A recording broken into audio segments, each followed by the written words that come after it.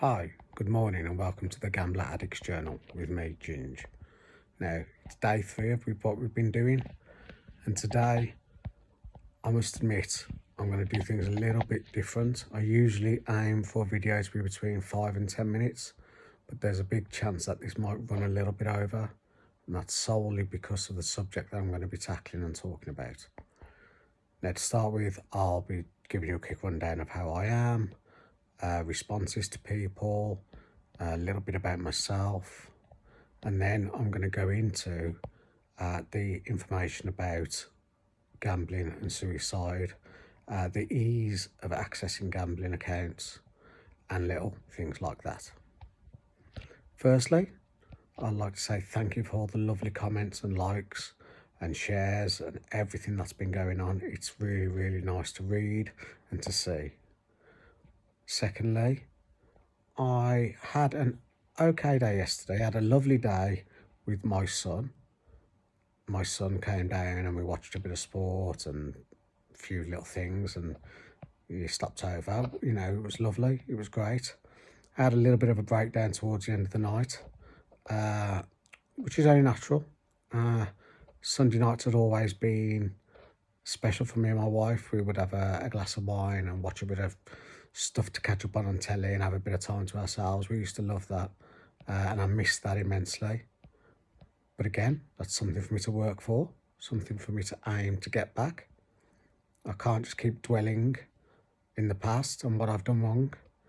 I need to put the work in to get what I want. Simple as that.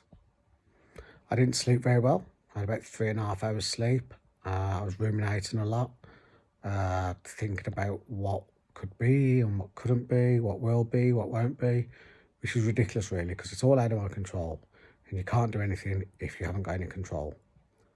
So it's pointless, but we all do it, and that's it. Now, give you a little bit more information about my situation. I got into gambling. I've said before that I spent a lot of money. But what I didn't say was that in order to get this money, I begged, stole, borrowed, pawned things, done things I shouldn't have, took advantage of people, took advantage of things. These are all very nasty and very evil things, and I am sorry at the bottom of my heart. There's nothing I could do about it, and if I can, I would go back and change everything. I really would.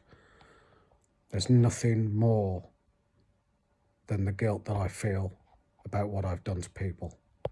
So, like I always say, I know it's nice to have the support for me, for what's happened to me, but the people it has affected, they need a lot more support than I do.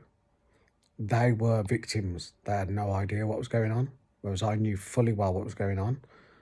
There are questions on whether I was in the right mind. I personally don't think I was. I was an addict, and science does prove that an addict's brain is not really a logical brain, which, it's not an excuse. I won't excuse it. I'll never excuse it. I will own my issues and I'll say I did wrong.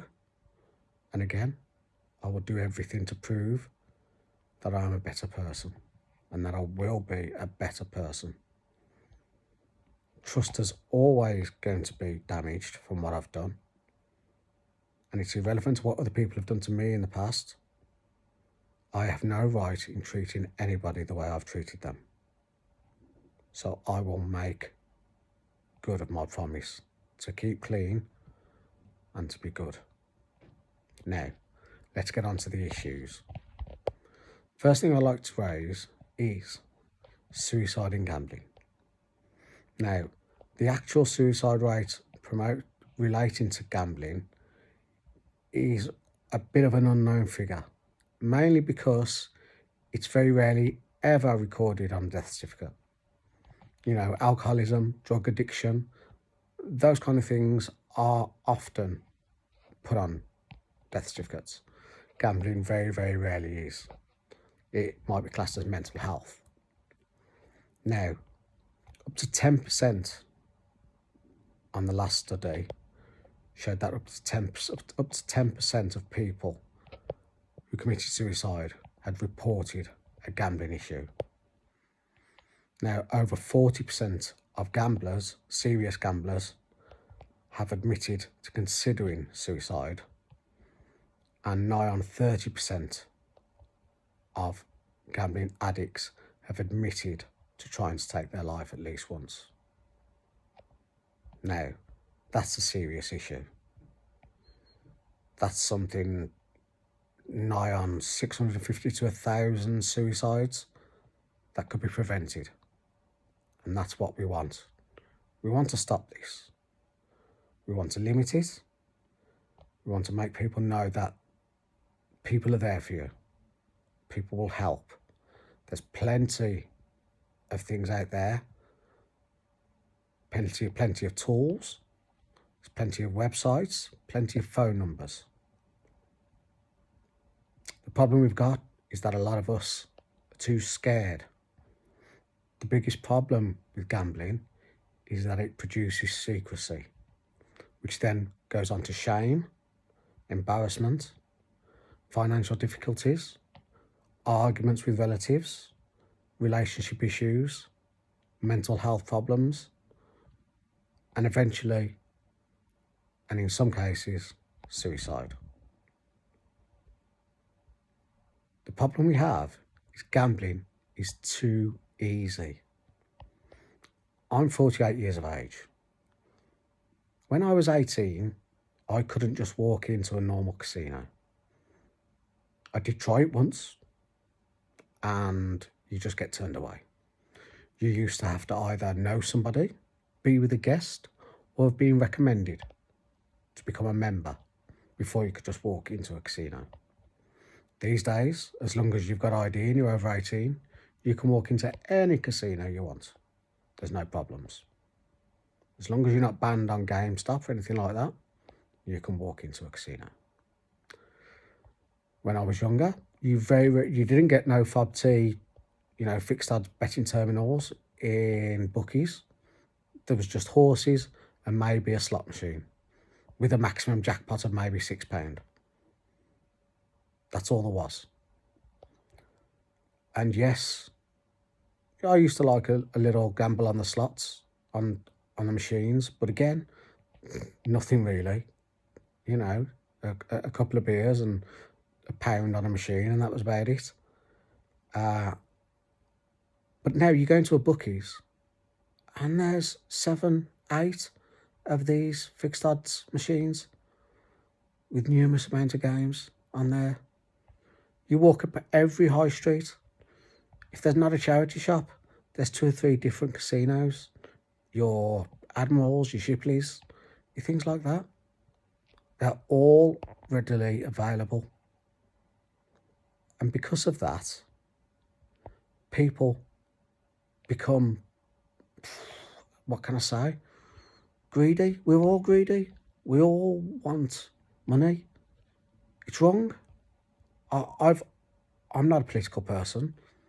I think politics is the biggest sham going. But the problem is that we all want money, but most people want money for the easiest of reasons. They want to get it easy, and they see gambling as an easy option. It's advertised everywhere.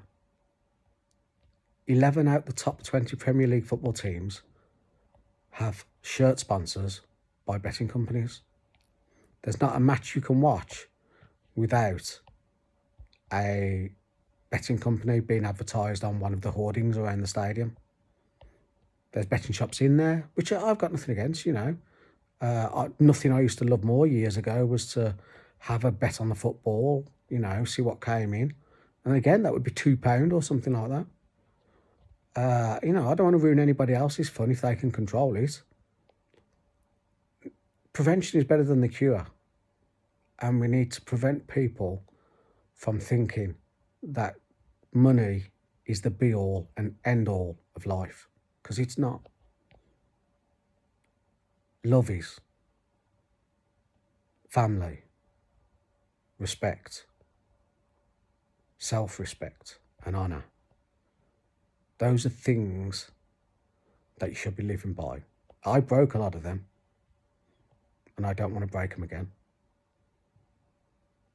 I was always a very moralistic, an honourable person, very proud, believed in everything I wanted to, would stand up for my rights, would stand up for other people's rights. And instead, I've become the worst person going. I'm probably detested by myself more than anybody else detests me. And that shows because the amount of support I've had from family, friends, people I don't even know, on YouTube, on Facebook. It's amazing. The acceptance of that we all have problems. But you can never move on unless you accept the problems. Now, I'm going to go.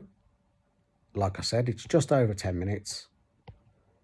Thank you for watching. Tomorrow, I'll answer some of the questions that people have asked on YouTube and on my Facebook page.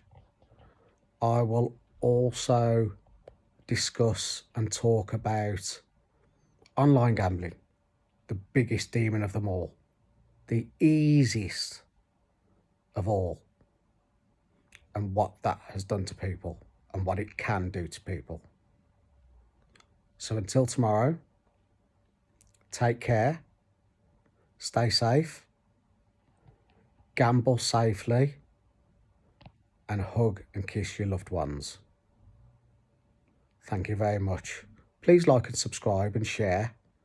It's much appreciated. Thank you very much. Goodbye.